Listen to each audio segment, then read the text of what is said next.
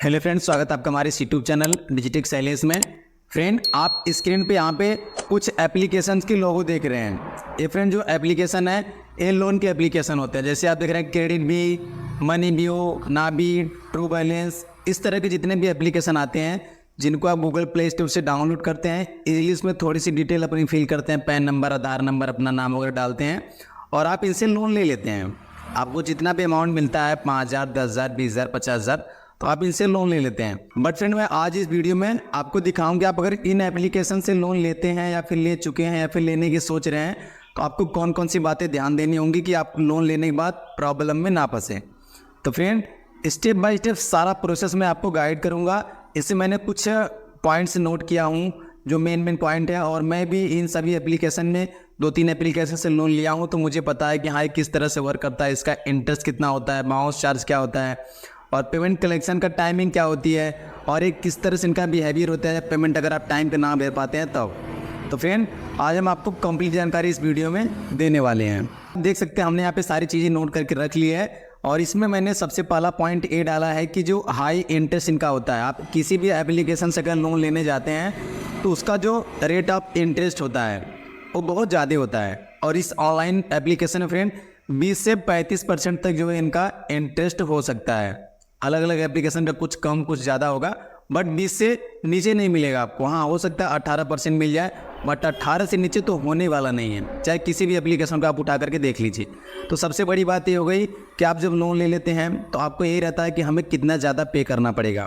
तो वो चीज़ें आप इंटरेस्ट के हिसाब से देख लेंगे। आपको जब अच्छा लगे, सही लगे कि हाँ इंटरेस्ट इसमें सही है, हम कर लेंगे, तभी आप लोन लीजिएगा।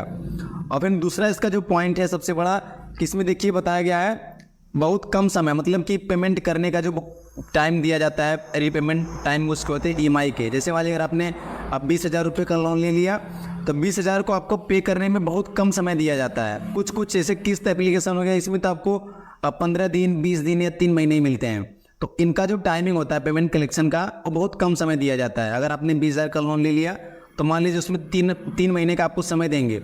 अब 20,000 आपको 3 महीने में भरना होगा, 6,000, 7,000 आपको EMI भरना पड़ जाएगा। अभी आप 1 महीने 2 महीने पहले लोन लिए हैं और 3 महीने आपको उसको बंद करना होगा, यानी पे करना आप कहाँ से कर पाएंगे। तो इस समय जो इनका होता है टाइम पीरियड जो होता है पेमेंट कलेक्ट करने का, ये बहुत कम समय देते हैं सब। ज़्यादा से ज़्यादा आपको 6 महीने दे देंगे। कोई भी एप्लीकेशन उठा के देख लो, शुरुआती में आपको 3 महीने से 6 महीने देंगे। डायरेक्ट आपको 12 महीने, 24 महीने, 18 महीने नहीं देंगे। अगर 18 महीने, 24 महीने देंगे भी तो आपका लोन का अमाउंट ज़्यादा रहेगा। तो उसके भी आप इसको देख लेना कि आपको टाइमिंग इसकी सही लगे कि हाँ इतने समय के अंदर हम इसको पे कर लेंगे, तभी आप इनके साथ जाना। और फिर तीसरा इसका जो पॉइंट है वो है प्रोसेसिंग फ़ीस को लेकर के। अभी जो एप्लीकेशन मैंने आपको दिखाया, इनमें से किसी के साथ आप अगर लोन लेने जाते हैं तो इनका जो प्रोसेसिंग फ़ीस है 3 से 4.5% के बीच में ही रहता है। आपका टोटल जो लोन का अमाउंट होता है, जो आप वहाँ पे लोन लेने जाते हैं कि हाँ आपका इतना अमाउंट मिलेगा, आपको उस टोटल अमाउंट का 3 से 4% आपके प्रोसेसिंग फ़ीस के नाम पर काट लिया जाता है। अगर आपने 10,000 रुपये का लोन लिया तो प्रोसेसिंग फ़ीस मिला के, GST मिला के, सारी फॉर्मेलिटीज़ मिलाने के बाद आपके अकाउंट में 8,000, 8,200 इस तरह से आएगा, यानी कि 1,500, 1,700 रुपये 10,000 में आपका काटेगा ही काटेगा। ये मेरे साथ हुआ है तब मैं आपको बता रहा हूँ, तो आप इसको भी ध्यान दीजिएगा। और फिर हमारी जो नेक्स्ट पॉइंट है वो है बाउंस चार्ज को लेकर के। अभी बाउंस चार्ज क्या है, इसको आप बारीकी से समझ लीजिए। जैसे कुछ एप्लीकेशन में होता है कि आप मैनुअली पे करते हैं। जैसे मान लीजिए अगर 5 तारीख को हमारी लोन का पेमेंट करना है हमें, तो 5 को हम उस एप्लीकेशन में जाएंगे, वहाँ पर अपने UPI ID डालेंगे और उसको हम पेमेंट करेंगे। और कुछ एप्लीकेशन में होता है कि ऑटोमेटिक आपको अपने अकाउंट से पेमेंट को डेबिट कराना होता है, जैसे कि नावी हो गया और मनी भी हो गया। तो ये जो 2 एप्लीकेशन है, इनमें क्या है कि आपको ऑटोमेटिक ECS लगाना होगा। जब तक आप ECS नहीं लगाएंगे तब तक आपका लोन पूरा फाइनल नहीं होगा। तो इसमें क्या है, अब जिसमें मैनुअली आप पे करते हैं, मान लीजिए 1 दिन 2 दिन अगर लेट भी हो जाता है तो बाउंस चार्ज से आप बच सकते हैं। आप 2 दिन बाद करेंगे आप 2 दिन बाद अगर लोन को पे भी करते हैं तो उसका जो पेनाल्टी होता है थोड़ा बहुत, तो उसको आप पे कर देंगे, बट बाउंस चार्ज से आप बच सकते हैं। अभी बाउंस चार्ज क्या है, अभी जैसे मान लीजिए कि हमने अपने अकाउंट से लगा दिया कि हमारा 5 तारीख को लोन डेबिट होने वाला है। अब 5 को हमारे पास पैसा नहीं है, तो 5 को क्या करेगा कि ये जो लोन लेंडर होते हैं ये आपकी बैंक को इन्फॉर्म कर देते हैं कि 5 तारीख को इनके अकाउंट से इतना बैलेंस कट करना है। तो बैंक आपका जो है वहाँ पे डेबिट करने की कोशिश करेगी, बट आपके अकाउंट में बैलेंस नहीं होगा। तो मान लीजिए कि उसने जब पहली बार ट्राई किया डेबिट करने की, आपके पास नहीं है, कोई बात नहीं, फिर वो दिन भर में 2 या 3 बार वो रिकवरी के लिए मतलब पेमेंट कलेक्ट करने के लिए आपके अकाउंट से ECS का प्रोसेस लगाएंगे। बस मान लीजिए अगर 5 तारीख को आपके पास पैसा है ही नहीं और 2 बार 3 बार उन्होंने ट्राई किया, आपके बैलेंस नहीं है अकाउंट में, तो क्या होता है कि जितनी बार वो ट्राई करेंगे, पर ट्राई करने पर वो 400 या फिर बैंक के हिसाब से होता है कि बाउंस चार्ज क्या लगाना होता है, तो वो आपका वहाँ पे ऐड कर देते हैं। जैसे मान लीजिए अगर 5,000 की किस्त है और 5 तारीख को पे होने वाली है, हमारा नहीं हुआ, और 5 तारीख को उन्होंने 2-3 बार ट्राई किया, तो 5 तारीख तो हमने पे नहीं किया, अब हमने 7 तारीख को उसको मैनुअली पे कर दिया, मैनुअली ऑप्शन वो दे देते हैं, तो हमने मैनुअली पे किया। अभी 5 तारीख को उन्होंने जितनी बार ट्राई किया था, अगर मान लीजिए पहली बार ट्राई करने पे बाउंस हमारा हो गया, तो उस पर हमारा 400, 500, 300 जो भी लगेगा, इस तरह से आपका जितनी बार ट्राई करेंगे आप उसका अमाउंट बाउंस चार्ज जोड़ते जाइए। ये क्या होता है कि आपके अकाउंट में जब पर्याप्त बैलेंस हो जाता है, मतलब अगर आपने लोन भी भर दी और आपके अकाउंट में बैलेंस भी आ गया, तब ये बैलेंस डिडक्ट करते हैं। हमारे साथ ऐसा हुआ था, अब हम आपको बता रहे हैं, ये सभी लोगों के साथ होता है। अगर आप टाइमिंग पे नहीं पे करेंगे तो आपका जब बैलेंस हो जाएगा, इसके बाद आपके अकाउंट से काट लेंगे, आप कुछ नहीं कर सकते। कस्टमर केयर में बात करेंगे, बैंक में जाएंगे, कुछ भी करेंगे, बैंक बोलेगा भैया ये जेन्युइन चार्ज है, आपको पता होना चाहिए, आपने लोन लेते समय अलाउ किया था, टर्म को एक्सेप्ट किया था, आप कुछ नहीं कर सकते हैं। ये चीज़ें हर कोई बताता नहीं है, तो आप इसके साथ बहुत बारीकी से जाइएगा। अगर ECS लगाते हैं तो सोच समझ के लगाइएगा, अगर लगा देते हैं, लगा लिए हैं, तो अपने अकाउंट को उस डेट तक मेंटेन करके रखिए, बैलेंस उसमें रखिए। अगर नहीं होता है तो आपके साथ ये दिक्कत हो सकती है।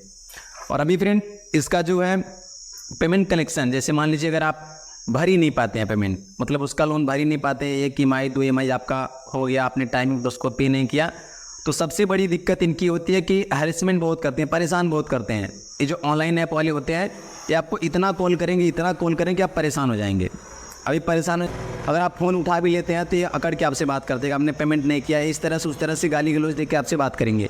और मान लीजिए आपने मोबाइल फ़ोन को बंद भी कर दिया, अगर आपने मोबाइल फ़ोन को बंद कर दिया तो ये अगले पॉइंट में क्या करते हैं कि आप जब लोन लेने जाते हैं तो उस लोन में आपको कुछ रेफरेंस डिटेल फिल करनी होती है। रेफरेंस डिटेल यानी कि अगर आपका नंबर कभी बंद होता है तो आप जो रेफरेंस नंबर और नाम डालेंगे, आप अपने फैमिली मेम्बर में किसी का डाल सकते हैं, अपने फ्रेंड का डाल सकते हैं, तो ये उनके फ़ोन पे कॉल करने लगते हैं और उनको बोलते हैं कि इस बंदे ने हमसे लोन लिया है, पे नहीं कर रहा है, उनको भी गाली देंगे और आपका तो नंबर बंद ही है। हाँ, बहुत परेशान करेंगे, इतना टॉर्चर करेंगे कि आप पूरी तरह से मेंटली डिस्टर्ब हो जाएंगे।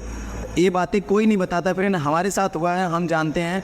रेफरेंस नंबर पे इतनी कॉल जाती है ना, 2-2 मिनट 3-3 मिनट पे कॉल जाती है।